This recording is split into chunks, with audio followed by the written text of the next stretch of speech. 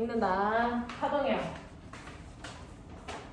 자, 10페이지에 있는 파동부터 시작해서요. 우리 4번 만에 이거 3권 다 끝내는 건데 사실은 4번 만에 3권 다 끝낼 수 있어요. 별로 어려운 거 아니라서.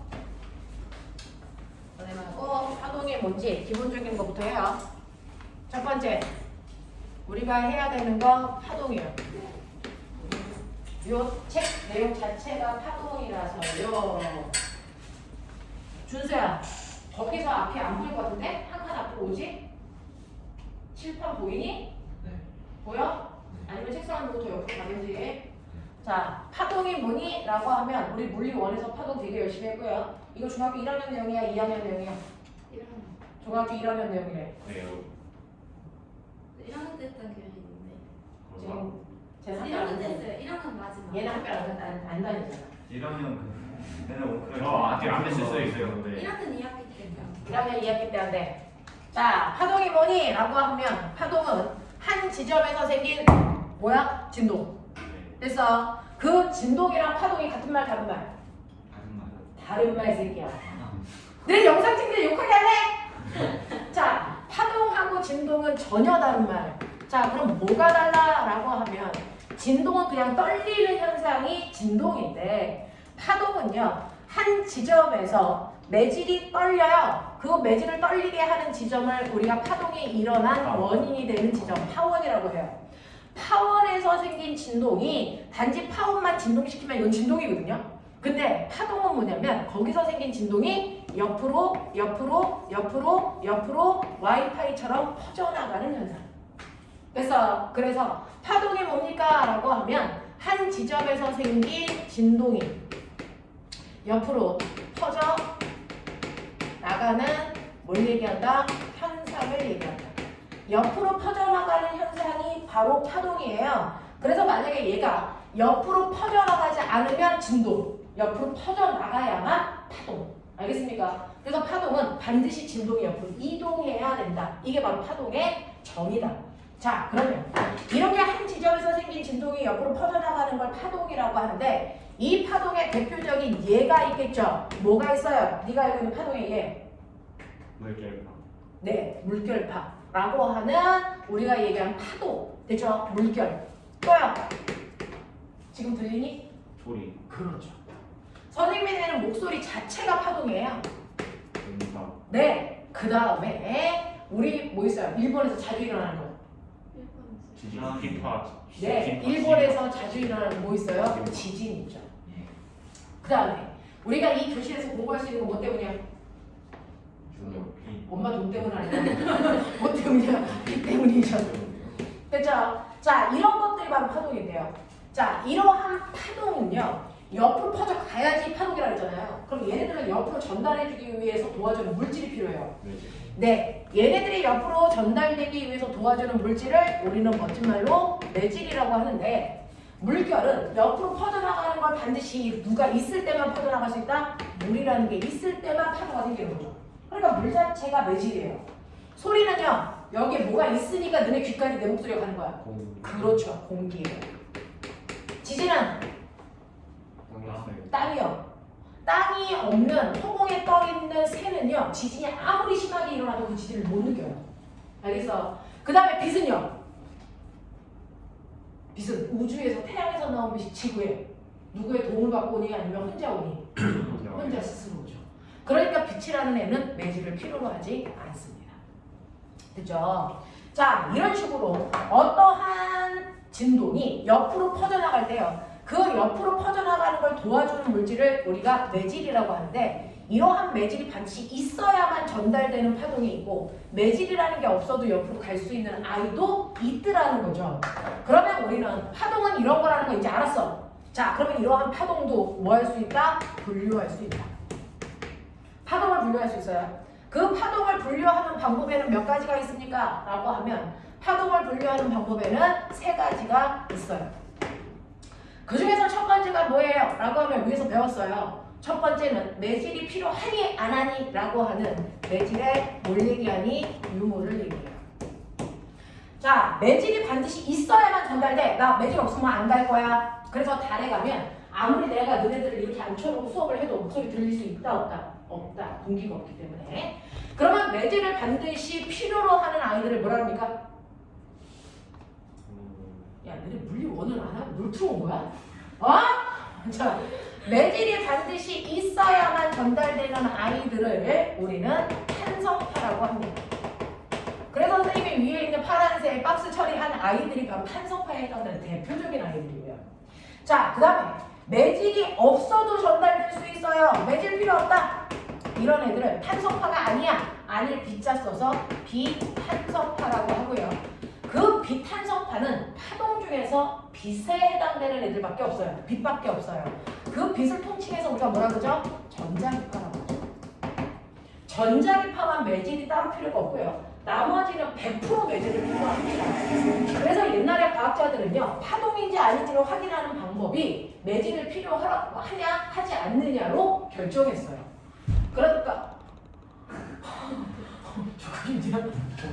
그래서 맨 처음에 빛이 파동인지 아닌지를 확인하기 위해서 빛이 매질이라는 거에 영향을 받을까 안 받을까?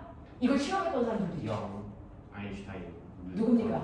영 빛이라는 아이가 매질을 필요로 하는지 안 하는지 실험한 사람. 영역법 물리원에서. 뉴턴? 아, 이렇게 나름만의 통하네. 그래서 네, 빛도 파동이라면 얘가 우주에서 지구까지 올 때 매질이라는 거에 도움을 받았을 거야. 그 태양에서 지구까지 오는데 영향을 준 이 매질이 우주 공간에 있을 텐데 기체 상태일 거야. 이 기체 상태의 매질을 에테르라고 할래. 그래서 여기다가 에테르를 꽉 채웠어. 어떤 특이한 이상기체를 채웠어. 그래놓고 이쪽에서 빛을 쏘는 거죠. 빛을 쐈을 때 여기 정확하게 마르는데요. 정확하게 가운데 반투과성 유리를 놔요. 반투과성 유리를 놓고요. 그리고 여기에 빛 감지 센서를 이렇게 놓는 거예요. 이 양쪽에 거울을 놓고요. 얘는 거울, 얘는 반투과성 거울. 그래서 빛을 쏘면 첫 번째 빛은요, 반투과성 거울인데 그 중에 일부는 반사되는 빛이 거울에 닿으면 다시 반사돼서 통과해서 여기에 오면 띵 하고 소리가 나는 거야. 그래서 빛 검출기에서. 두 번째는요, 빛을 쏴요. 근데 반투과성 유리니까 반은 반사시키고 반은 투과시켜요. 그럼 투과. 여기서 반사. 그래서 여기서 반사돼서 다시 이렇게 오는 거죠. 그랬을 때 이 거리는 다 D로 똑같아요. 이 거리는 어디나 다 D로 똑같기 때문에 빨간색 경로로 가던 파란색 경로로 가던 간거리는 다 똑같단 말이죠. 근데 여기에 있는 에테르라고 하는 매질이요, 한쪽 방향으로 흘러요. 그러면 어떤 일이 발생하냐면 우리 이렇게 강가에서 물이 흐를 때요, 물이 오른쪽으로 2m/s의 속력으로 흐른단 말이죠. 근데 거기서 내가 배를 타고 갈 때요, 물과 같은 방향으로 배가 3m/s로 가면 실제로 강둑에 서 있는 사람이 보기에는 배는 얼마의 속도가 가는 거니? 네, 5요. 근데 만약에 배가 물을 거슬러 오면 속력이 얼마예요? 1m/s잖아요. 그러니까 에테르가 한쪽 방향으로 흐르게 되면 흐르는 에테르는 물처럼 속력을 가지고 있단 말이죠. 그리고 빛도 속력이 있어요. 빛도 속력이 있어서 이렇게 가고 있는데 그 에테르가 흐르는 방향과 같은 방향으로 갈 때는 빠르겠지만 반대 방향으로 올 때는 느려지겠죠. 만약에 매질의 영향을 받는다면. 그렇다면 빨간색 경로로 갔다가 올 때와 파란색 경로로 갔다 올 때, 그래서 이 빛 검출기에 도달하는 시간은 같을 거나 다르겠죠. 이게 다르다는 것만 입증이 된다면 빛은 파동이고요. 그래서 매질의 영향을 받는 게 아닌가? 라고 생각할 거예요. 그래서 빛이 파동인지 아닌지는 매질의 영향을 받는지 안 받는지를 확인하겠다 라고 했던 거예요, 과학자들이. 자, 그래서 이 실험을 했는데 빨간색이 먼저 도착했게, 파란색이 먼저 도착했게? 둘이 동시에 도착합니다. 그래서 그렇다면 얘는 매질의 영향을 받은 거야, 안 받은 거야? 안 받은 거예요. 그래서 오히려 빛은 파동인데 매질의 영향을 받지 않는 신비한 파동이구나. 그래서 유일합니다. 파동 중에서 매질의 영향을 받지 않는, 그래서 유일한 파동이 바로 빛입니다. 빛밖에 없습니다. 그래서 자, 그런가 하면 매질의 유무에 따라서 파동을 나눌 수도 있지만 그 다음에 두 번째는 뭐냐면 여러분들 중학교 1학년 때 배웠던 거. 그러면 한 지점에서 생긴 진동이요, 옆으로 퍼져나가요. 그래서 이 파동이 퍼져나가는 방향은 오른쪽 방향. 이걸 파동의 진행 방향이라고 해요. 근데 근데 빛을 뺀 나머지 애들은 매질의 영향을 받으니까 매질을 진동시키면서 간단 말이야. 그러면 그 매질이 진동하는 방향은 어느 쪽이야? 라고 해서 봤더니 그래서 파동의 진행 방향과 같은 방향으로 매질을 진동시키면서 가는 애가 있고요. 그래서 파동의 진행 방향과는 수직한 방향으로 매질을 진동시키면서 가는 애도 있어요. 기억나냐? 그 중에서 노란색처럼 파동의 진행 방향과 매질의 진동 방향이 같은 방향이야. 무슨 파? 이거 무슨 파? 종파. 맞습니까? 네. 그래서 진행하는 방향하고요. 매질의 진동하는 방향 사이에 관계를 가지고도 나눌 수가 있더라. 그 중에서 진행하는 방향과 진동하는 방향이 같은 방향, 그걸 우리가 나란한 방향이라고 하거든요. 자, 나란한 방향으로 매질을 진동시킨다면 얘네들을 통칭해서 나는 종파라고 부를 거야. 근데 매질을 진행하는 방향과 진동하는 방향이 파란색처럼 수직한 방향이라면 나는 이걸 뭐라고 부를 거야? 횡파라고 부를 거야. 이렇게 된단 말이죠. 그죠? 자, 그럼 그 중에서요. 파동은요. 그럼 종파이기도 하고 횡파이기도 해? 그럴 순 없죠. 둘 중에 하나겠죠. 그 중에서 우리는 종파에 해당되는 것만 외우자. 왜? 간단하니까. 그걸 뺀 나머지는 다 횡파야. 알겠죠? 자, 종파에 해당되는 건 뭐 있어? 라고 하면 지금 들려요? 그렇죠. 우리 소리를 먼저 걸로 뭐라고 해요? 음파. 그래서 우리가 듣는 음파가 대표적인 종파인데 그 소리 중에서도 우리가 못 듣는 소리가 있어. 돌고래하고 박쥐만 듣는 소리. 그렇죠. 초음파도 있어요. 됐어. 근데 초음파랑 똑같은 거 아니에요? 뭐? 음파가 초음파랑 똑같은 거 아니에요? 음파가 전체를 음파라고 하는 경우도 있는데 우리가 들을 수 있는 범위의 소리만 음파라고 하고요. 우리가 들을 수 있는 범위를 벗어난 음파는 초음파라고 해요. 그래서 자, 그런가 하면 지진파 중에서도 종파 형태를 띠는 지진파가 있죠? 누구예요? P파일 거예요. 네, P파요. 왜냐면 지진파에는 두 가지 종류가 있는데요. 하나는 종파의 형태로 이렇게 해서 도착을 해요. 하나는 횡파의 형태로 이렇게 해서 돼서 간다고요. 그랬을 때 누가 먼저 도착하니? 누구니? 종파의 형태로 가는 아이가 먼저 도착하겠지. 그래서 종파의 형태로 가는 아이가 1등으로 도착한다. 1등. 프라이머리. 그래서 웨이브의 약자. 그래서 뭐라 한다? 피파. 그래서 횡파의 형태로 가는 애가 2등으로 도착했어요. 2등 뭐라 그러니? 세컨더리 웨이브. 그래서 했습니다. 알겠습니까? 이렇게 이름 붙인 거거든요. 그래서 우리 종파의 형태에 해당되는 아이는 이렇게 세 가지밖에 없어요. 음파하고 피파. 그래서 그걸 뺀 어떤 아이가 나와도 다 횡파다. 위에 있는 노란색을 뺀 나머지 어떤 아이가 나와도 다 횡파다. 그러니까 그 횡파에는 우리가 지금 배우지 않았던 뭐가 있습니까? 에스파라는 아이도 있고 그리고 나머지 물결이라는 아이도 있고 우리가 배웠던 빛이라는 아이도 있고 얘네들 다 횡파 형태가 된단 말이죠. 그죠? 자, 그런가 하면 이러한 파동을 분류하는 마지막 방법도 있어요. 뭐? 퍼져나가는 모양. 자, 한 지점에서 파동이 생겼어요. 파원에서. 파원에서 파동이 생겼는데 걔가 어떤 모습으로 퍼져나가? 라고 했더니 동글 사방팔방으로 돼서 원형을 그리면서 퍼져나가는 아이가 있죠. 이런 애들을 우리가 뭐라 그러냐면 구면파 이렇게 표현해요. 그래서 원을 그리면서 퍼져나가는 아이들을 우리가 구면파라고 표현을 하고요. 또 어떤 파동은요. 자, 한 지점에서 진동이 생기면 얘가 한 방향으로 이렇게 평행하게 퍼져나가는 아이도 있어요. 이걸 우리가 평면파라고 부릅니다. 그 중에서 구면파의 가장 대표적인 게 누가 있냐면 이게 바로 태양이야. 태양에서 방출한 빛이 이렇게 우주로 퍼져나가는 거예요. 구면파. 그래서 자, 그러면 이런 식으로 퍼져나갈 때요. 맨 처음에 여기서 나오는 에너지가 10인데 이게 퍼져나가면 퍼져나갈수록 훨씬 더 넓은 면적에 그 10이라는 에너지를 그래서 다 골고루 나눠줘야 되잖아요. 그러면 같은 면적에 들어오는 에너지의 크기는 점점 뭐 하는 거다? 감소하는 거죠. 그래서 얼마만큼 감소합니까? 이거 떨어져 있는 거니까 R, 여기는 2R, 여기는 3R.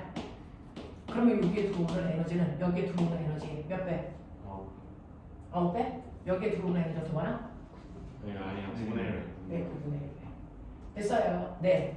면적의 제곱에 반지름한 그 면적에 반비례하기 때문에요. 여러분들이 보시는 것처럼 에너지는요. 여기 파월에서 방출된 에너지는요 거리 제곱에 반비례하는 만큼으로 오겠죠. 됐죠? 그래서 지금은 이제 교과서가 개편돼서 중학교 3학년 내용이 없는데 원래 중학교 3학년 내용에 뭐가 있었냐면 이렇게 별 하나가 있었어요. 그러면 지구에서 보면 이 별빛이 보입니다. 그 별이 얼마나 밝게 보이느냐를 별에도 그래서 네 너네가 시험을 보면 시험 성적대로 올라가니 고등학교 올라가면 등급을 나눠요. 그럼 제일 공부 잘하는 애가 몇 등급? 1등급이잖아요. 그래서 옛날 사람들은 별의 밝기를 마치 시험 성적처럼 등급 매겼어요. 그래서 얘는 와 열나 밝게 보여. 그래서 1등급이야 1등성 뭐 이렇게 표현했단 말이야. 근데 지금의 거리가 아닌데 얘를 지금보다 10배 먼 곳에 밀어놓았다고 치자. 그래서 네 시발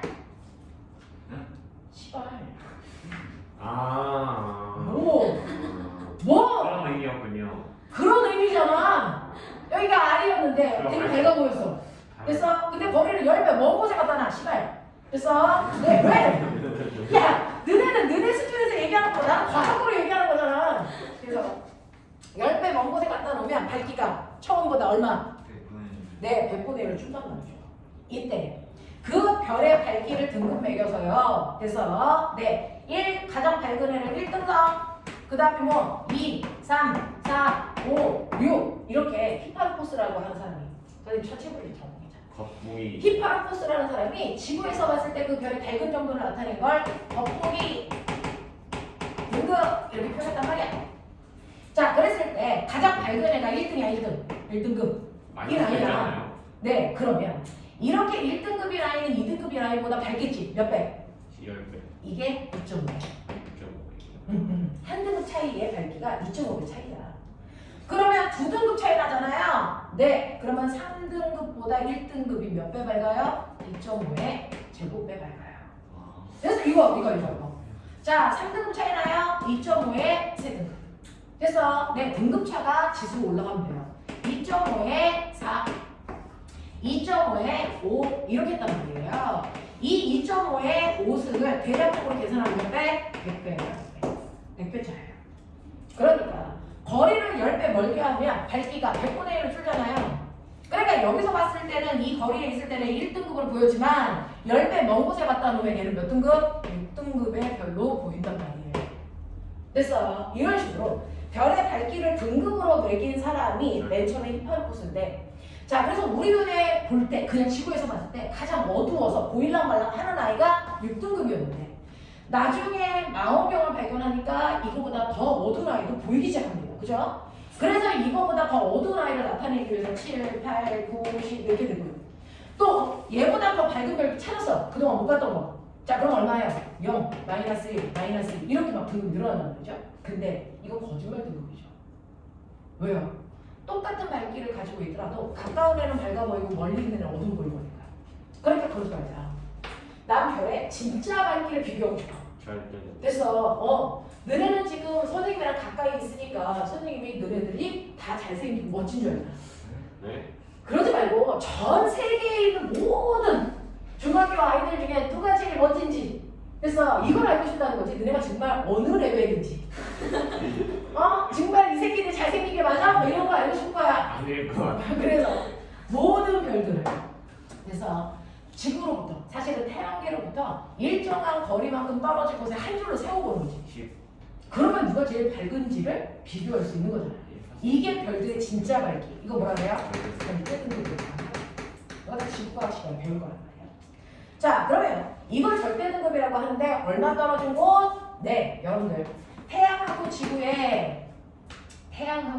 지구 사이의 평균 거리가 얼마 우리가 뭐라 그래요? 1파섹이라고 하거든요. 태양과 지구 사이의 평균 거리 1파섹 이게 3.26입니다. 그래서 우주에서만 쓰는 거리라니까 AU는 뭐였어요? AU. 그래서 이것도 얘기해요. 이것도 지구와 태양 사이의 거리로 얘기하는 거예요. 됐죠? 자, 그래서 이런 식으로 해서 10배 먼 곳, 18색 떨어진 곳에 별을 한 줄로 세우는 거예요. 그랬을 때 별의 진짜 밝기를 본 걸 절대 등급이라고 하고요. 나중에 여러분들은 우주의 크기가 점점 뭐 해진다고? 커진다고. 자, 우주의 크기가 점점 커진다는 걸 증명한 사람이 누구? 허블 아저씨. 누구 아저씨? 허블. 허블 너네 망원경. 우주망원경 만든 사람. 허블 망원경. 네, 허블. 그래서 이제 허블. 업종의 기르기 위해서. 맞아요. 자, 대단한 아저씨예요. 허블 아저씨. 자, 그래서 허블 망원경을 이제 우리가 쓰는데 그 허블이라는 사람이 우주가 팽창해. 팽창해서 별들과 별들 사이가 됐어 멀어지고 있어 라고 하는 별의 거리를 잴 때요. 별의 거리를 재는 방법이 실제로 우리는 별로 엄청나게 멀어서 거리를 실제로 잴 수는 없죠. 그럼 뭘로 잽니까? 라고 하면 진짜 밝기는 얼마인데 얘가 점점 멀어지니까 겉보기 등급은 점점 변하겠죠. 됐죠? 그 등급의 변화 정도 그걸 우리가 거리 지수라고 합니다. 이거 어떻게 구하냐면 겉절이를 구해요. 겉보기에서 절대 등급을 빼면 돼요. 이걸 겉절이라고 해요. 헷갈리면 나중에 가요. 그래서 겉절이라고 외우는 게 제일 좋아요. 그 겉보기 등급에서 절대 등급을 뺀 값에 로그 치환하신 게 별의 거리입니다. 됐죠? 그거 가지고 아 거리가 점점 멀어지네. 그래서 우주는 팽창하네. 이걸 얘기한다. 상향로고요. 네, 상용로. 됐어요. 네, 이렇게 하시면 되죠. 자, 이런 식으로 해서 우주가 팽창한다는 것도 알 수 있는데 이런 식으로요. 우리가 별의 어떤 파동을 나타내는 아이가 구면파의 형태로 퍼져나가면 거리의 제곱에 반비례하는 만큼 에너지는 분산된다. 그래서 하지만 평면파는요. 여기서 진동이 나가 그냥 이렇게 가는 거죠. 에너지의 변화가 없어요. 거리가 달라져. 그래서 이런 특징을 가지고 있어요. 자, 그래서 파동은 이렇게 세 가지로 구분할 수가 있는 거예요. 내질의 유무, 그 다음에 진행 방향과 진동 방향, 그 다음에 모양, 퍼져나가는 모양. 이거에 따라 파동을 분류할 수 있더라. 됐죠? 그러면 이렇게 분류한 파동에 나는 파동은 어떤 형태를 띠고 있어? 라고 하는 세 번째, 파동의 구조를 알고 싶어요. 파동의 구조를 알고 싶은데 이 파동의 구조를 나타내는 요소들이 5개가 있어요. 그래서 5요소를 여러분들이 구분할 수 있으면 되는데 파동에는 종파와 횡파가 있잖아요. 그 중에서 우리는 횡파 구조를 봅니다.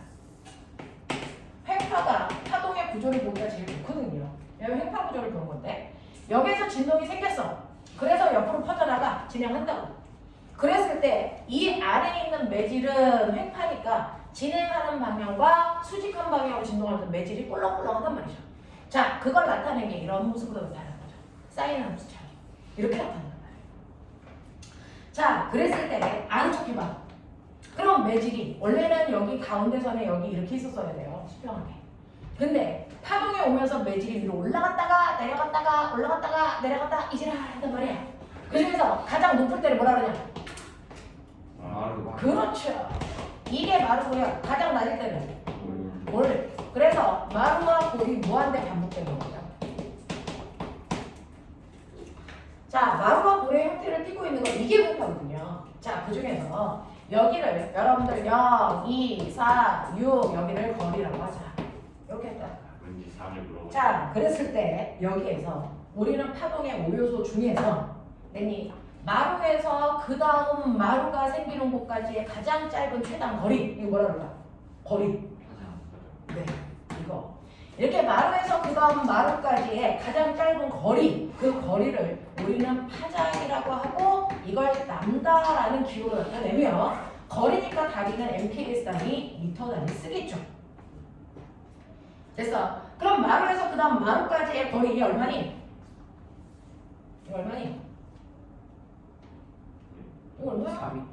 4m예요. 됐어요? 그럼 선생님 파장을 구할 때 굳이 마루에서 마루까지만 재야 돼요? 골에서 골까지 재면 안 돼요? 되죠. 그러니까 같은 모양이 반복되는 최단 거리 그 같은 모양을 멋진 말로 뭐예요? 같은 위상. 같은 위상이라는 거예요. 됐죠? 그래서 우리가 알고 있는 이 파장이라는 게 뭡니까? 라고 하면 같은 위상이 반복되는 가장 짧은 거리, 최단 거리. 이게 바로 파장의 정의예요.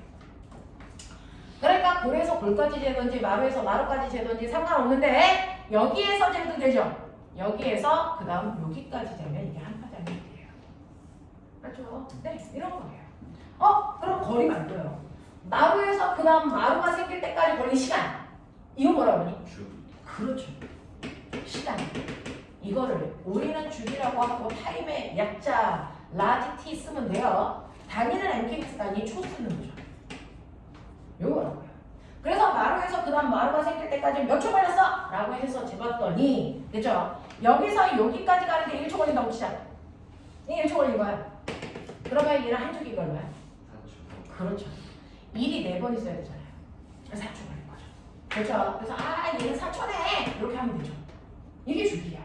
그래서 같은 위상이 반복되는 최단 거리는 파장이지만 최단 뭐는 시간은 주기고. 됐습니까? 이렇게 가면 되는 거고요. 그럼 주기라는 건 1회 진동하는데 걸리는 시간의 개념이라면 거꾸로 가. 1초라는 시간 동안에 너는 몇 번 진동한 거야?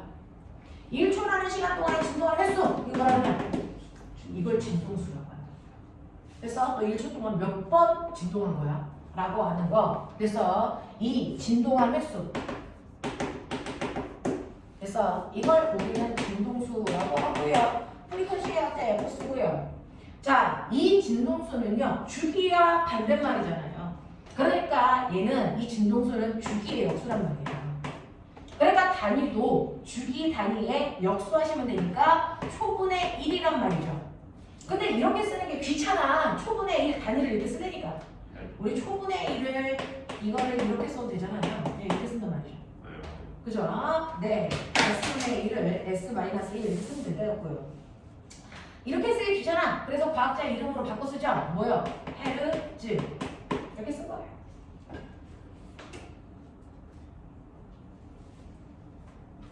그래서 우리 중학교 문제에도 나오지만 고등학교에도 나와요. 60Hz 뭐 이렇게 나온단 말이야. 얘는 1초에 60번 찍은 거구나.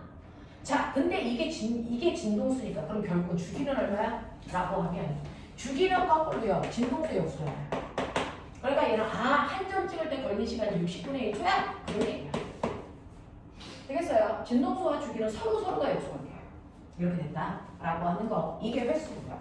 자, 그런가 하면 어떤 일이 발생을 하냐면 이런 식으로 얘가 떨리면서 갈 때요. 원래는 매질이 여기 있었는데 얘는 최대한 여기서부터 여기까지 매질이 올라갔다 내려오는 거죠. 또는 여기 있는 매질이 최대한 움직일 수 있는 게 여기까지 내려갔다 올라올 수 있는 거죠.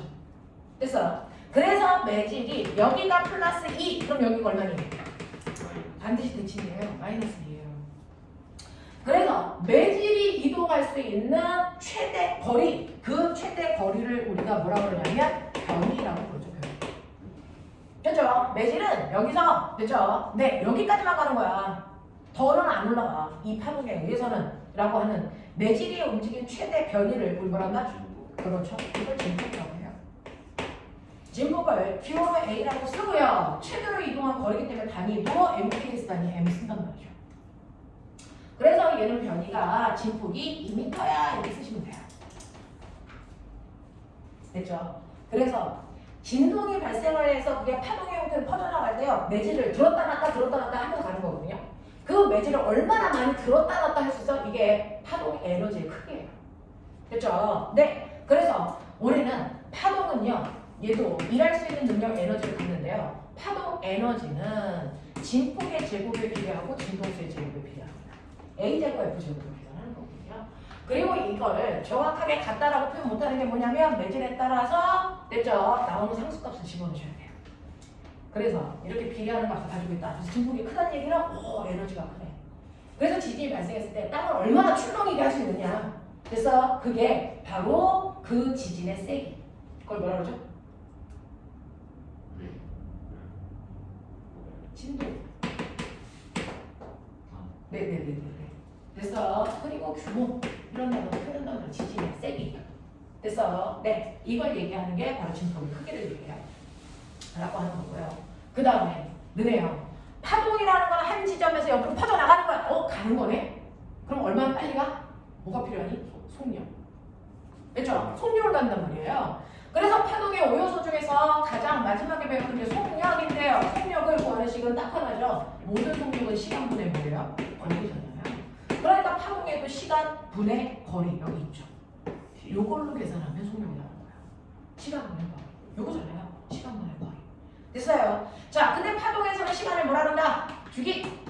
거리는 뭐라 그런다? 한 주기 동안 간 거, 한 파장. 이렇게 얘기하잖아요. 그죠? 이게 파동에서의 속력을 구하는 식이에요. 그래서 V는 T분의 남다인데 여러분들이 아시는 것처럼 요거 잘 보시면요. 이거는 T분의 1에다가 남다 붙어는데 아까 T분의 1을 뭐라 그랬어? F. 네, 진동수.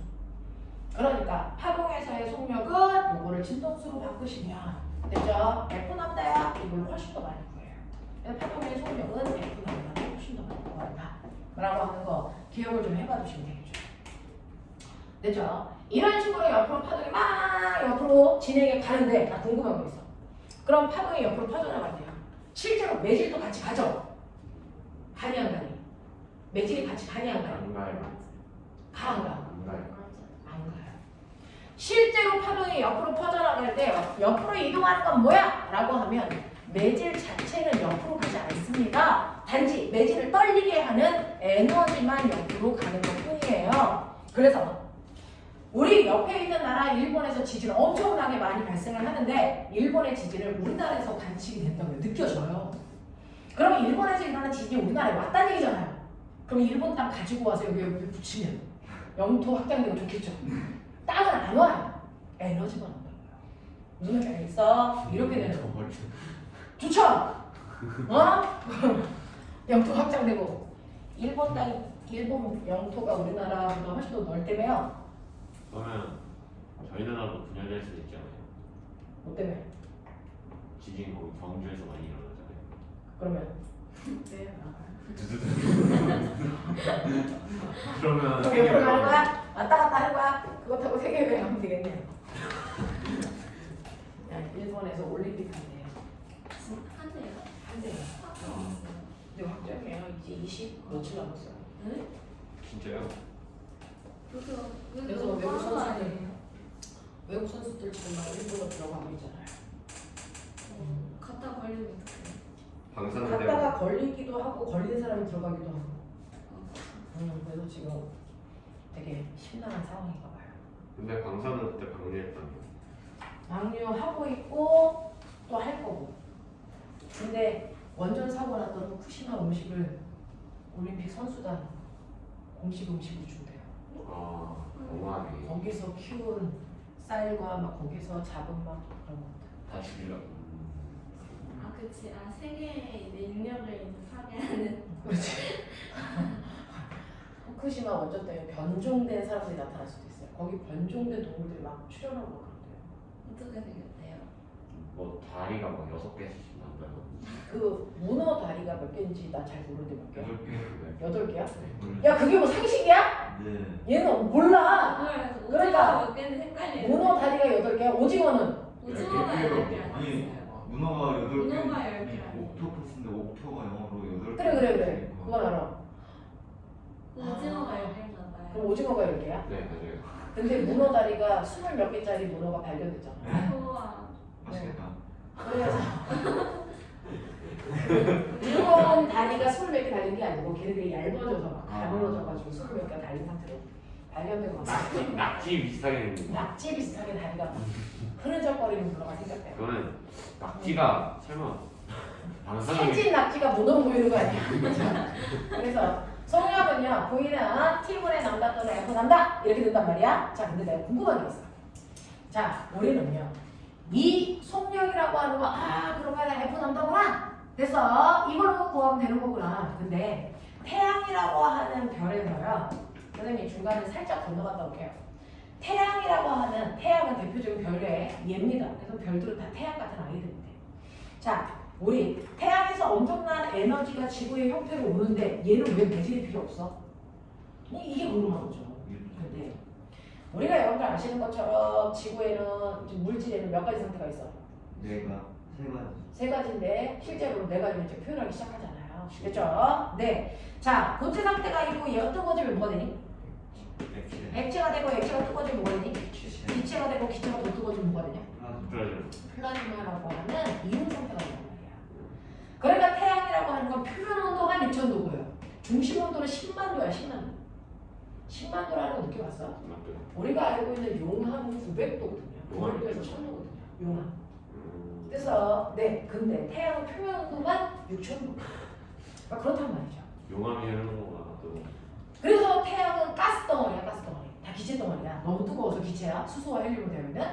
근데 여기에서 순간순간 수소로 되어 있기 때문에 수소폭탄. 매 순간 팍팍팍 켜진단 말이죠. 그래서 엄청난 열을 발출하면 플라즈마가 되는 거야. 그래서 네. 그래서 그 전기를 띤 양이온과 전자 상태로 찢어지는 건데 이때 빵 하고 폭발할 때 그 전기를 띤 입자가 우주 공간으로 확 하고 나가. 태양풍. 그죠? 네, 맞아요. 이런 식으로 전기를 띤 입자가 우주 공간을 순간 확 하고 나가면서 전기를 띈 입자들이 됐죠? 나가면서 주변에 뭘 만드니? 전기장. 전기장을. 자, 전기장이요. 네, 방출되면서 이제 나가는데 그 전기장이 생기면 우리가 중학교 2학년 때 배웠죠. 전기장은 주변에 뭘 유발한다? 자기장을 유발하죠. 90도 방향. 그래서 전기장이 생겼더니요. 그 전기장이 생기는 순간 자기장이 90도 방향 이렇게 생겨요. 근데 전기장이 세졌다 약해지면서 자기장도 따라서 세졌다 약해지는 거겠죠. 그렇죠? 네. 근데 자기장이 생기면 그 자기장에 또 뭘 만듭니까? 전기장을 만들죠. 그 전기장이 또 뭐를? 자기장을. 그래서 이런 식으로 전기장과 자기장이 서로 유발되면서 퍼져나가기 때문에 매질이 따로 필요하다 안 합니다. 그래서 이런 식으로 별에서 나가는 에너지는 전기장과 자기장이 서로 유발되면서 에너지가 퍼져나가는 형태라서 이걸 통칭해서 우리 뭐라 그런다? 전기장과 자기장이 파동의 형태로 퍼져나간다. 그래서 뭐라 그래요? 전자기파라고 하는 거예요. 그래서 이 별들은 전자기파의 형태의 에너지를 우주 곳곳으로 퍼져나가게 합니다. 자, 그러면 이런 식으로 전기장과 자기장이 퍼져나가는데 이때 이 순간에 이 진폭의 크기가 큰 부분이 에너지가 큰 부분, 여기는 에너지가 작은 부분. 그래서 태양에서 에너지가 뻗어나올 때요, 그 에너지가 큰 애부터 작은 애까지 모든 에너지가 동시에 다 뻗어나와요. 그 중에서 전자기파 중에서요, 에너지가 크다라고 하면 당연히 진동수가 크다 이 뜻이에요. 에너지하고 진동수는 비례하니까 진동수가 크다. 됐죠? 자, 에너지가 크다는 얘기는 진동수가 크다는 얘기야. 자, 그랬을 때 전자기파를 에너지의 크기에 따라서 인간들이 인지력을 잘라버린 거야. 나는 에너지 요만큼을 가지고 있는 애들은 좀 큰 편이라고 생각해. 그래서 에너지를 큰 쪽. 그 다음에 요거는 에너지가 되게 작은 거야. 작은 쪽. 그럼 사이는 중간 크기 에너지 이렇게 나눈단 말이야. 에너지의 크기에 따라. 그 중에서 에너지가 엄청나게 세서 이거 한 방만 맞아도 우리 죽어요. 저 에너지 어디서 나와요? 김정은 아저씨가 좋아하는 핵 터질 때 나오는 거죠. 됐죠? 그래서 전자기파에서 에너지가 큰 영역에 해당되는 아이들을 우리가 싸잡아 이걸 뭐라고 한다? 방사선. 엑스레이. 중간 영역에 해당되는 에너지를 우리가 중학교 때 배우는 빛이라고 통칭해서 부르는 거예요. 그런가 하면 빛보다 에너지가 작은 아이들을 우리가 뭐라고 한다? 전파라고 불러요. 그러니까 우리가 알고 있는 전자기파라고 하면 별들이 내보내는 에너지를 이렇게 세 가지 영역으로 나누는데 그 중에서도 에너지가 큰 방사선에 해당되는 것 중 가장 에너지가 센 게 핵이 터질 때 나오는 감마선이에요. 감마선. 됐어요? 그래서 이 감마선은요, 여러분들 몸을 이렇게 스치는 순간 전자레인지가 거기에 있는 물질을 진동시켜서 열을 내는 거잖아요. 근데 이 진동시키는 것보다 훨씬 더 큰 거죠. 그러니까 내 세포가 터지는 거예요. 그래서 죽는 거예요. 그래서 죽는 거예요. 순간 터집니다. 그래서 여러분들이 아프다는 걸 느끼기 전에 먼저 죽고 나서 아팠네 이렇게 되는 거예요. 그러면 가장 효율적이게 죽이는 방법이 그거예요. 방사선이에요. 그러니까 여러분들이 이제 핵이 터지면 거기에 버섯구름이 생기잖아요. 그걸 보고 있는 동안 내 몸에 방사능이 훅 지나가는 거야. 보면서 죽는 거야. 나 죽었어. 이거예요. 그죠? 근데 이 감마선 우리 씁니다. 뭐 할 때 쓰는 줄 아세요? 엑스레이. 항암 치료. 마지막 단계로 쓰는 거예요. 다른 주기는 그래요? 항암 치료를 할 때요, 이렇게 몸에 수술하기 애매한 부분에 암세포가 생기면, 그렇죠? 얘를 죽여야 되는데 몸을 이렇게 열어서 하기에는 수술하기엔 너무 크잖아요. 여기에 이제 감마선을 쏘는 건데 우리가 완벽하게 얘만 타겟으로 죽일 수 있는 기술은 없고요. 또 그 옆에 있는 세포들도 암이 걸렸는데 아직 발현이 안 됐을 수도 있으니까 그 주변을 싸서 죽이는 거예요. 그러면 다시 재발할 수도 있겠네요. 재발돼요. 숨어있던 아이는 발현되면서 재발되기도 합니다. 그래서 이렇게 암이 걸린 세포들을 감마선을 쏴서 죽이는 거예요. 그래서 이걸 우리가 방사선 치료라고 하는 거예요. 아파요. 이거는 얘를 죽일 때 아픈 게 아니고 이 세포가 하는 기능이 없어지는 거잖아요. 그래서 부작용이라는 게 생겨요. 뭐 탈모도 생기고 머리 다 빠지잖아요. 그리고 막 토하고 막 엄청나게 그죠? 힘들죠. 자, 그 다음에 방사선에 해당되는 것 중에 그나마 감마선보다는 조금 에너지가 적은 게 뭐예요? X선이에요. 이거 뭐 할 때 써요? 네, 뼈 부러졌을 때 엑스레이 촬영할 때 쓰는 거고요. 이것도 어디서 쓰는 줄 아세요? 공항에서. 여러분들이 여행 갈 때 여행 가고 막 싸가지고 트렁크 막 이렇게 싣잖아요, 화물선에. 근데 그거 일일이 그 안에 뭐 들어있는지 확인해야 되는데 열 수는 없잖아요. 그래서 엑스레이 촬영하는 그 손으로 쭉 통과시키면 그 안에 있는 게 뭐 우산인지 총인지가 다 보여요. 뼈 묻은지. 됐어. 그래서 엑스레이 촬영하는 거 그때 쓰는 거고요.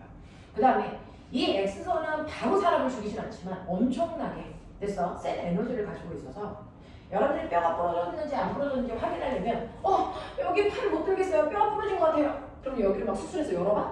안 부러졌네. 다시 꼬매? 이럴 수 없잖아요. 엑스레이 촬영하는 건데. 그래서 이렇게 뼈가 부러진 것 같은데 나 임신했어. 그러면 X선 촬영할 수 있다 없다? 없어요. 태아가 그죠? 얘는 약한 방사선이라는 태아를 그래서 돌연변이 만들 수도 있거든요. 그건 못 찍어요. 그럼 어떻게 해요? 그래서 임신한 여자들은 애들 때까지 그냥 아픈 상태가 있는 거예요.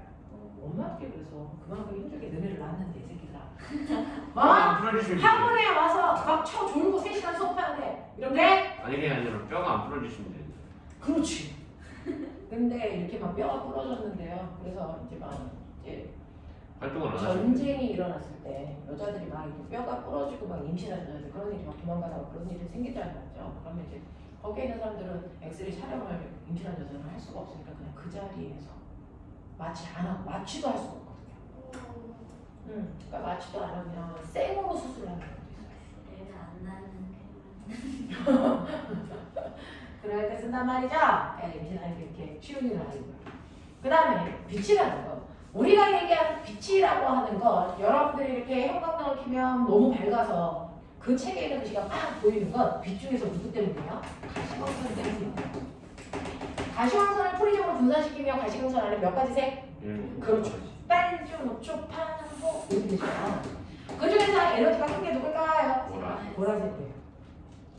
그 중에서 가시광선 영역 중에서는 보라색의 에너지가 제일 센 빛이에요. 그러니까 가시광선 안에도 빨주, 녹초, 파란, 보라고 하는 7가지 색깔이 있는데 그 색깔마다 에너지가 다 달라요. 에너지가 다 다르고 진동수가 다 다른데 보라색 쪽으로 갈수록 에너지가 큰데 자 그럼 보라색 밖은 우리가 눈으로 볼 수 있다 없다? 없어요. 이 보라색 밖에 있는 빛은 우리가 눈으로 볼 수 없는 빛이에요. 그래서 보라색 자자 바깥 외자 써서 얘는 게 뭐라 하나? 자외선이라고 해요. 아 그래서 자외선이라고 하는 거예요. 그래서 여러분 이마트나 뭐 롯데마트 같은 데 가면 컵이 자외선 살균 소독기 하는 거가 있죠. 그 자외선 살균 소독기 안에서 자외선을 막 쏘고 있어요. 그러면 걔는 감마선이나 X선보다는 에너지가 적으니까 그래서 사람들이 많이 세지 않는 한 그렇게 직접적으로 유해 그 금방 피해가 나타나지는 않으니까 대신에 얘는 에너지가 세서요 공기 중에 있는 세균을 죽일 수 있는 살균 작용을 해요. 그러니까 컵 속에 묻어있는 세균들을 죽이려고 자외선 살균 소독기 안에 집어넣는 거란 말이야. 자 근데 이 자외선 살균 소독기가 제대로 가동이 되고 있는지가 눈으로 보여 안 보여? 안 보여. 왜 자외선 나와도 눈에 안 보이니까. 여기 형광등에서 자외선 나와요. 하지만 안 보여요. 자외선. 근데 사람들이 이게 제대로 가동이 되는지 안 되는지 자꾸 그 안에 고개를 집어넣어서 막 본다? 나쁘잖아요. 그러니까 사람들한테 나 제대로 나오고 있어! 라고 하는 걸 표현하려고요. 자외선 살균 소독기 안에 파란색은 살짝 파란색의 가시광선을 살짝 같이 껴서 집어넣어. 그래서 자외선 살균 소독기를 키면 파란색 빛이 약간 나오죠. 그 빛은 자외선 빛이 아니고 가시광선을 집어넣는 거야. 나 나오고 있어 이 새끼들아 그만 봐! 이런 거죠. 그래서 그런 거. 그 다음에 빨간색보다 바깥쪽에 에너지가 작은 아이도 사실 안 보여요. 자 얘네들도 사실은 에너지를 가지고 있는데 우리 눈에는 안 보이죠. 그래서 붉은색 바깥쪽에 있어요. 붉을 적자, 바깥 외자. 그래서 적외선이라고 부르는 거예요. 적외선. 그게 적외선이야. 이 적외선은 무슨 작용을 하냐면 햇빛이 있는 곳에 가면 따뜻하다고 느껴지죠. 네, 그건 햇빛 중에서 적외선이 하는 거예요. 적외선은 왜 작용해요? 이 적외선이 어디에 있냐면 여러분들 에어컨을 껐다 켰다 할 때 뭐 씁니까? 그렇죠. 난 너네들을 시키지 마. 꺼! 그럼 너네 이거 사과를 끄는데 리모컨을 쓰죠. 집에 가서 TV 볼 때도 리모컨 쓰는데 그 리모컨에 여러분 버튼을 누르면 거기 위에 조그만 거기에 뭐가 나올까? 빨간색 빛이 막 이렇게 같이 들어오죠. 왜냐면 사실은 리모컨으로 통신을 하고는 있는데 괜히 리모컨을 눌렀을 때 이거 버튼 치면 먹히는 거야 안 먹히는 거야? 사람들도 그것도 알고 싶어. 근데 저기서 눈에 안 보이잖아. 그러니까 아무리 눌러도 눈에 안 보이니까 막 사람들이 확인하고 싶어하는 사람들은 계속 누른단 말이죠. 그럼 TV가 고장나잖아요. 그러니까 나 눌렸어 라고 하는 걸 인지시키기 위해서 가시광선에 빨간색이 같이 나가게 해주는 거야. 나 나가고 있어 그만 눌러 이런 거죠. 그죠? 그 다음에 전파라고 하는 게 있어요. 전파라고 하는 건 이제 뭐냐면 전자기파 중에 에너지가 작은 영역을 인간들이 별도로 만들어 쓰기도 하는데 주로 통신용으로 써요. 그 중에서 이제 전파 중에서 가장 에너지가 큰 애가 전자레인지 안에서 나오는 거예요. 전자레인지 안에서 쓰는 거고요. 마이크로웨이브. 됐어. 그 다음에 두 번째가 핸드폰 주파수로 쓰는 거, 세 번째가 TV 주파수로 쓰는 거, 네 번째가 라디오 주파수로 쓰는 FM이고요. FM보다 더 에너지가 작은 게 AM이죠. 됐죠? 얘네들은 우리가 통칭해서 전파 이렇게 부른단 말이죠. FM 아니 그러면 AM이 제일 작은 거예요. 네, AM이 제일 작은 거예요. 전자기파 중에서. 그래서 지지거리고. 자, 그래서 이런 식으로 쓰는 건데 그러면 AM 지지거리는 되겠어요? 지구가 둥글어서 그래요. 우리가 AM 라디오를 쓰잖아요. 그래서 네, 여러분 라디오 듣죠? AM 라디오, FM 라디오 듣는데 우리가 FM만 쓰면 되는데 왜 AM 써요? 라고 하면 지구가 둥글어서요. 둥그런 지구에서 안테나에서 됐죠? 내가 전파를 이렇게 쏘는데 우리 집은 여기 있어요. 이렇게 가면 얘는 우리 집에 안 와요. 됐어요. 근데 여러분 이제 나중에 가면 알겠지만 에너지가 작은 애는요. 자, 에너지가 작을수록 잘 휘어요. 회전이 잘 돼요. 근데 에너지가 큰 애는 잘 휘지 않고 그냥 쭉 가버려요. 직진으로 성질이 있어요. 그래서 FM은 회전을 잘 못하니까 둥근 지구가 있을 때 여기까지 통신이 못 온단 말이에요. 근데 AM은 회전을 잘해. 그래서 얘가 이렇게 퍼져요. 그게 우리 집에 온단 말이죠. 표면기구를 만들어요. 그래서 이렇게 굴곡진 지형들 있잖아요. 그런 지형에서 주로 AM 통신을 합니다. 됐어요? 이렇게 되는 거예요. 자, 그래서 이런 식으로 해서 파동이라고 하는 전자기파라고 하는 거 에너지의 영역에 따라서 우리가 이렇게 나눈단 말이죠. 자, 근데 내가 하고 싶은 말은 뭐냐면 태양에서요. 우리가 햇빛이 눈부셔라고 하는 것은 좀 가시광선이거든요. 가시광선이 물체를 볼 수 있는 얘가 시각작용을 하는 거예요. 시각작용. 얘는 상균, 얘는 열작용, 얘는 시각작용 이런단 말이죠. 자, 그래서 얘 때문에 햇빛이 뜨면 밝아지는 거예요. 그러면 우와! 아빠다! 아니에요. 엄마야? 자, 그래서 자, 그러면 이런 식으로 태양에서 막 빛이 나오는데 태양에서 빛이 막 나오는데 그럼 이 태양에서 빛이 나올 때요 파란색 빛도 나가고 빨간색 빛도 나가요. 그걸 우리가 지구에서 봐서 아 눈부셔 라고 얘기하는 거 아니겠어요? 자, 근데 빨간색 빛하고 파란색 빛 중에서 보시는 것처럼 빨주는 좀 파랗고 그래서 빨간색보다는 파란색의 에너지가 더 크겠죠. 에너지가 크다는 얘기는 진동수가 더 크다는 얘기죠. 됐죠? 그래서 파란색 빛하고 빨간색 빛의 진동수를 선생님이 예시를 들어주면 파란색 빛의 진동수가 10이고 빨간색 빛의 진동수가 1이라고 치자. 그게 태양에서 동시에 빵 하고 쐈어. 그럼 지구에 누가 먼저 도착해요? 속력이 빠른 놈이 먼저 오겠죠. 누가 빠르냐고 묻는 거예요.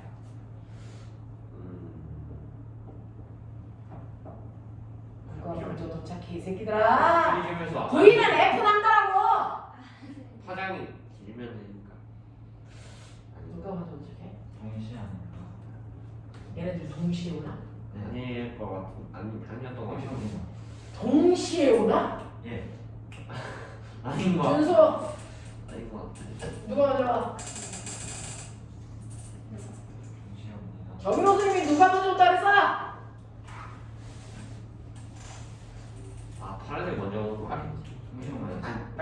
빨간색이었어. 남자는 F에 관계되니까 곱하면 똑같지 않을까요? 남자는 F에 연결하니까 똑같지 않을까요? 아니 그러니까 F는 어차피 똑같은데 남자가 다른 하는 뭐가 어떻게 될까요? 동시에 옵니다. 프리즘에서 확인할 수 있었던 것 같은데 그 휘어지는 정보에 따라서 지우 누가 먼저 와? 모르겠어요. 모르겠죠. 아 모르겠다. 기억 윤상 누가 먼저 와? 하나님의 손이 아니야. 누가 먼저 와? 파란색 거. 파란색이 먼저 올 것 같고. 태양 파란색. 파란색. 용준 뭔가 반전이 있을 것 같아. 반전이 있을 것 같죠. 그렇죠? 동시로. 네. 파란색이 먼저 올 것 같잖아요. 근데 얘네들이 동시에 옵니다. 네, 왜요? 왜요? 기억 안 나는데. 동시에 옵니다. 왜요? 어떻게 기억하셔야 돼요. 특히 이제 모를 수업 해야 되니까 합니다. 동시에 오는데요. 동시에 오는 이유가 뭐예요? 라고 하면 파동은 얘가 진동수는 얘가 10이고 얘가 1이니까 얘가 먼저 와야 정상 아니에요? 네, 진동수예요. 파동. 아까 얘기한 것처럼 유석이가 얘기한 것처럼 진동수와 파장은 다릅니다. 그래서 진동수가 10이라도 파장이 1이고요. 진동수가 1이라는 파장이 10이에요. 그래서 그 소리 모두가 10으로 같습니다. 만약에 얘네들이 따로따로 온다면 파란색이 먼저 오면 세상이 파랗게 보여요. 그리고 나중에 빨간빛이 오면 세상은 빨개지죠. 그럼 여기 사이트 조명 도는 거잖아요. 아, 나이트잖아. 지구 나이트. 그게 말이네. 아니잖아. 그죠? 빨주노초 파란보라는 빛이 동시에 오기 때문에 항상 백색광이 보이는 거잖아요. 아, 됐죠? 그래서 그 선생님 속력이 F 난다라고 했는데 이거 도대체 뭐하고 그랬어요? 라고 하면 됐죠? 그러면 파동의 속력은 뭐예요? 이게 결정해요. 성능이요. 파동의 속력은 뭐예요? 이게 결정돼요? 왜 진동수하고? 진동수하고 파장은 결정된 속력을 계산하는 매개체일 뿐이에요. 그 속력을 결정하는 인자는 진동수도 파장도 아니에요. 우리 원해서 내가 다 했는데 새끼를 D라고 하도 돼요. 매질의 종류예요. 파동이 오는데 어떤 매질을 통과해 와 그거에 따라 속력이 결정돼. 그래서 파동의 속력을 결정하는 건 이거 몇 번째냐? 네 번째 내용이냐? 파동의 속력. 파동의 속력을 결정하는 인자는 딱 하나입니다. 매질의 종류고요. 그 매질의 종류에 의해서 결정된 속력을 구하는 식이 V는 F 난다의 뿐이에요. 자, 그러면 어떤 매질일 때 파동의 속력이 빨라요? 파동마다 달라요. 파동마다 달라요. 파동의 종류에 따라서. 그 중에서 반드시 매질이 있어야만 전달된다는 탄성파동의 대표적인 소리잖아요. 네. 소리는 매질의 상태에 따라서 속력이 달라져요. 그러니까 소리는 우리는 공기 중을 통과한 소리를 듣는 거잖아요. 근데 물인 액체도 소리를 통과할 수 있어요. 고체도 통과할 수 있어요. 그러면 어떤 매질을 통과할 때 소리가 가장 빠르게 전달될까? 고우면서 고치면서 뜨거울 때. 네. 그래서 이러한 소리는 물질의 상태에 따라 달라지는데 그 중에서 첫 번째 고체 매질을 통과할 때가 액체나 기체를 통과할 때보다 더 빠르고요. 매질이 없는 진동 상태를 통과할 수가 없어요. 그래서 이렇게 산으로 가려져 있는 철로에 기차가 오고 있어요. 기차가 빵 하고 기정을 내지 않아도 철로를 지나갈 때 마찰 때문에 소리가 나타난다. 철컹철컹하는 소리가 들려요. 그 철컹철컹하는 소리를 서 있는 사람이 공기 진동을 통해서 그 소리를 들을 수도 있고요. 철로에 귀를 대고도 그 소리를 들을 수 있단 말이죠.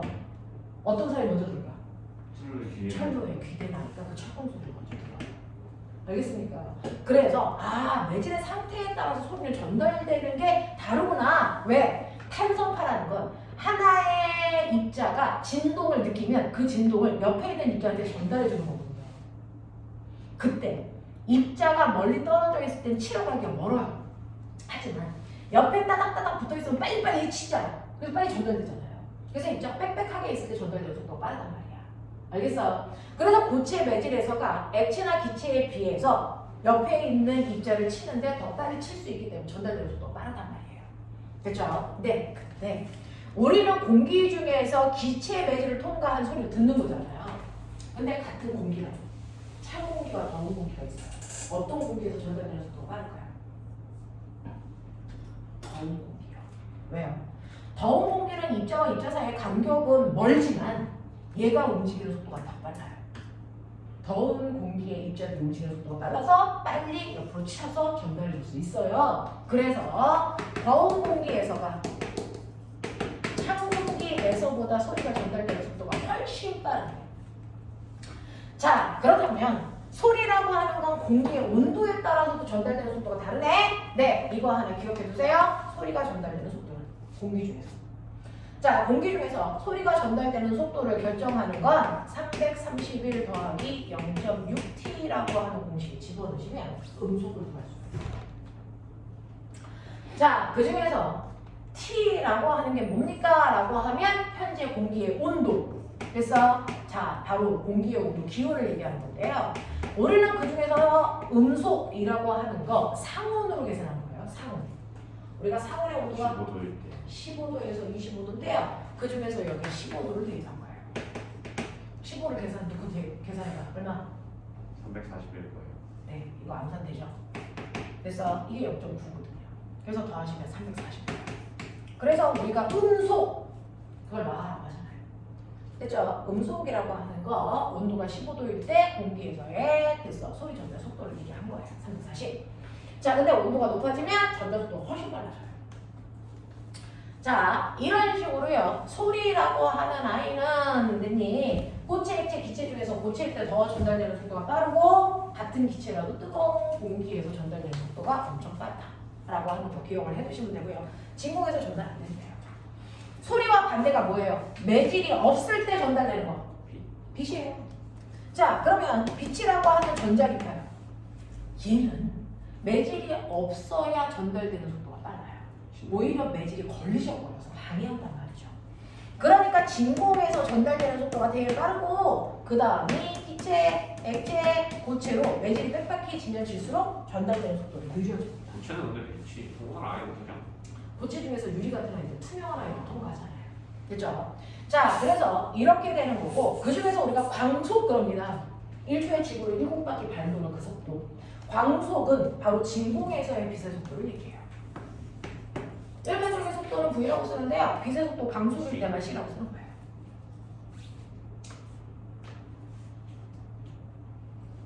그래서 진공에서의 속도가 제일 빠르고요. 그 다음에 뭐가 있냐면 여러분들 물결이 있어요. 중학교 교과서에도 나오는데 파도가 쳐요. 파도가 치면은 그 물을 출렁이면서 이제 진동이 옆으로 퍼져나가는 건데 이렇게 물결이 칠 때요. 그렇죠? 그 밑에 물속에 지형이 있어요. 어떤 곳은 지형이 깊고요. 어떤 곳은 지형이 되게 얇단 말이죠. 그러면 여기서 물결이 이렇게 출렁출렁 칠 때 깊은 바다에서 파도가 전달되는 속도가 빠를까? 얕은 바다에서 전달되는 속도가 빠를까? 어떨 것 같아요? 얕은 곳에서 전달되는 속도가 빠를 것 같죠? 아니에요. 깊은 바다예요. 왜? 물결이 칠 때요. 겉에 있는 물만 출렁이는 게 아니고 이 물이 출렁이면서 마찰에서 그 밑에 있는 물도 출렁. 그 밑에 있는 물도 출렁. 그래서 물속과 출렁임이 이제 전달되는 건데 이때 이 출렁임이 이렇게 가다가 바닥이랑 닿으면 바닥에서 뭐가 생기니? 마찰. 그래서 잘 앞으로 못 나가게. 그래서 브레이크 걸리는 거예요. 그래서 깊은 바다에서 전달되는 속도가 얕은 바다에서 전달되는 속도보다 훨씬 빨라요. 이거 파도가 이렇게 칠 때. 같은 시간 동안에, 그죠? 네, 한 번 진동하는 동안 많이 가요. 그러니까 많이 가니까 얘는 파장이 길겠죠. 자, 얘는 느리게 가니까 파장이 짧겠죠. 이렇게 된단 말이죠. 그랬어요. 네. 이렇게 물결이 칠 때 가장 위로 올라올 때가 마루라고 했잖아요. 그래서 마루를 쭉 연결한 선 옆으로 마루를 쭉 연결한 선 이거를 파도의 얼굴이다. 그래서 우리가 파도의 얼굴 그래서 파도의 안에 부른단 말이죠. 자, 그랬을 때 파장과 파면 사이의 이 간격이 한 파장이에요. 이게 한 파장이에요. 이게 한 파장이란 말이야. 우리가 파동의 속력을 구할 때 V는 F 남자 이렇게 구하는데요. 속력이 빨라지던 느려지던 상관없이 우리 지구가 남들은 막 시험 공부할 때 그죠? 공부 안 하고 막 성형을 했다고 치자. 3,000만 원 들여서 올 전시를 성형을 했어. 자, 지구가 아무리 성형을 해도 절대로 변하지 말아요. 성형 전과 성형 후가 똑같아야 되는 게 뭘까요? 개 같은 성격이죠. 또 얼마 같아? DNA 이런 거 알아요. 그죠? 코는 높아지고 눈은 커지고 막 그래도 얘가 가지고 있는 고유한 성격이 DNA라고 하죠. 그거처럼 파동이 한번 빵 생겼을 때 걔가 어떤 매질을 통과하느냐에 따라 속력은 달라져도 DNA처럼 근본적인 거 안 바뀌어요. 뭐 안 바뀔까요? 파동의 오요소 중에서 절대 바뀌지 말아야 되겠어요. 파동의 근본적 속력인 진동수가 바뀌어 있어. 이게 안 바뀌어요. 파동이 반사하던 굴절하던 속력이 빨라지던 느려지던 얘는 DNA와 같은 애야. 얘 근본적으로 안 바뀌어. 진동수. 근데 속력이 빨라졌다 느려졌다 한다는 얘기는 이 값이 변한다는 얘기다. 부파값이. 네, 그때 바뀌는 건 뭐예요? 파장의 길이만 바뀌어. 그래서 속력에 따라 바뀌는 건 파장의 길인데. 그래서 파장의 길이가 길어져. 그래도 진동수 일정이 있거든요. 파장의 길이가 짧아져. 그래도 진동수 일정이 있거든요. 그러니까 진동수는 1인데 파장의 길이가 10이 될 수도 있고 파장의 길이가 5가 될 수도 있어요. 그럼 파장의 길이가 10일 때가 속력이 10이고 파장의 길이가 5가 되면 속력은 5잖아요. 그래서 파장의 길이 때문에 속력이 바뀌는 거지 진동수는 변하는 게 아니거든요. 그렇다면 똑같은 진동수가 오고 있는데 파장이 길어졌는데 와 여기는 빠른 속력으로 갔구나. 여기는 느린 속력으로 가고 있구나. 이게 보여야죠. 알겠습니까? 그래서 속력을 결정하는 건 속력에 따라서 파장의 길이가 달라지는 거예요. 파장의 길이. 알겠습니까? 그래서 여기에 있는 파면과 파면 사이의 간격이 길다는 얘기는 파장이 길다는 얘기고 속력이 빠르니까 여기가 깊은 물, 여기는 얕은 물 이런 얘기. 알겠습니까? 이렇게 돼요.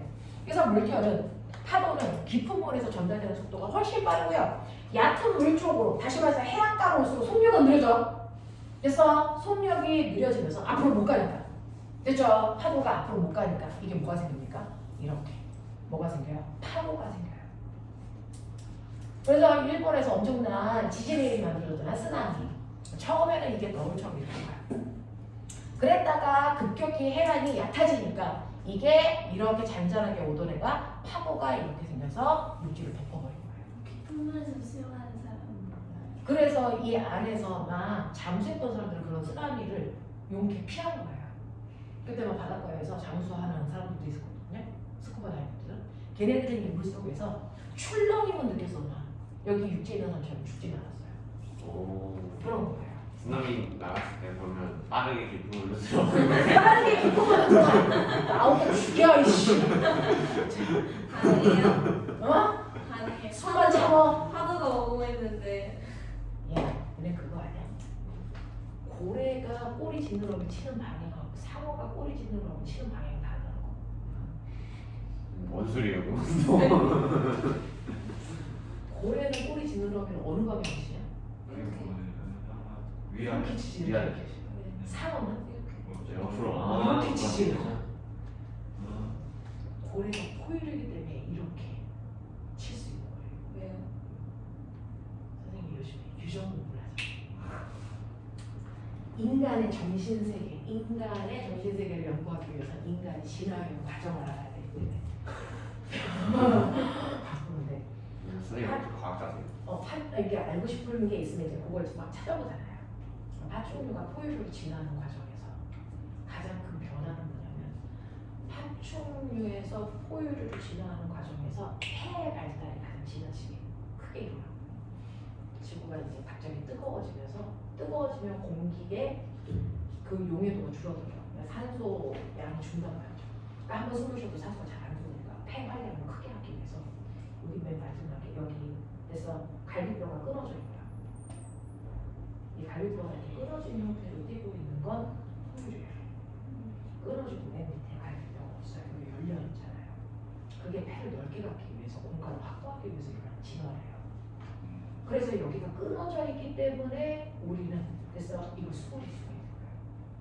그래서 인간도 걸을 때 고래처럼 앞뒤로 몸을 꼬리 지느러미처럼 치면서 오는 거예요. 그래서 우리가 걸을 때 앞뒤로 오는 거잖아요. 이게 옆으로 오지 않잖아요. 되게 끊어져서 가는 걸을 거예요. 수는 있지 않아요? 걸을 수 있죠. 걸을 수 있지만 그렇게 오지 않잖아요. 이게 더 탄성을 주기 때문에 앞뒤로 오는 거잖아요. 그렇죠? 이게 왜 끊어져 있기 때문에 뭔가 돌고래가 말하고 보니까 뭔가 그래서 돌고래가 그게 오뚜기처럼 잘안 돼요. 생기지. 그래서 앞뒤로 이렇게 꼬리를 친대. 나 과학선생이야. 나 대학 나온 여자야. 내가 상수를 못한다고 해서 내가 초졸은 아니잖아. 근데 상어는 여기가 끊어져 있지 않아요. 여기가 끊어져 있지 않아. 근데 이렇게 못하겠지. 네네네. 그래서 그래. 뱀이 걸을 때요. 뱀은 이렇게 걸죠. 행파처럼. 뱀은 파충류잖아요. 그래서 여기 끊어져 있지 않잖아요. 앞뒤로 좀 너무 못하게. 그래도 안 끊어져 있어요? 파충류잖아, 이 새끼야. 그래서 걔가 옆으로 이렇게 하는 게 걷는 행위야. 뱀은 그렇게 걷는 거야. 그럼 이렇게 배 무겁게 하면 어떡해요? 가만히 있죠. 걔는 이렇게 이렇게 진동할 걷나요? 수가 없으면 가지를 못해. 경파로. 일직선상으로. 그래서 옆으로 이렇게 가는 거예요. 이렇게 걷고 있는 거예요. 돌고래는 꼬리 지느러미 물속에서 걷고 있는 애기예요. 돌고래는 물속에서 걷고 있는 겁니다. 그래서 그걸 보면서 나는 애들이 꼬리 지느러미 치는 방향이 다르다는 걸 딱 교수가 얘기하네요. 맞다. 그거를 한 번 더. 애들이 헤엄치지를 않았지 꼬리 지느러미 치는 방향이 다르다는 걸 힘들거든요. 그게 진화되는 방향. 그래서 공간이 넓어서 그때부터 자궁이 생기기 시작해요. 갈라지고 그 전에는 태생을 못했대요. 그러니까 자궁이라는 게 없었대요. 번식을 어떻게 해요? 난생. 맨 처음에 포유류 없었다가 포유류가 태어나면서 포유류도 맨 처음에 난생을 했대요. 우리가 포유류의 정의는 아이를 낳는다가 아니라 젖을 먹여 키운다. 그러니까 알로 번식을 해서 걔가 나오면 젖을 먹여 키웠어요. 근데 알로 났어요. 근데 여기 갈라지고 나서 공간이 넓어지면서 자궁이 여자가 안을 들어오면서 그래서 이제 태생을 하기 시작하고 젖을 먹여 키우는 거예요. 이렇게 공간이 아이도 큰 거예요. 편하지 않나?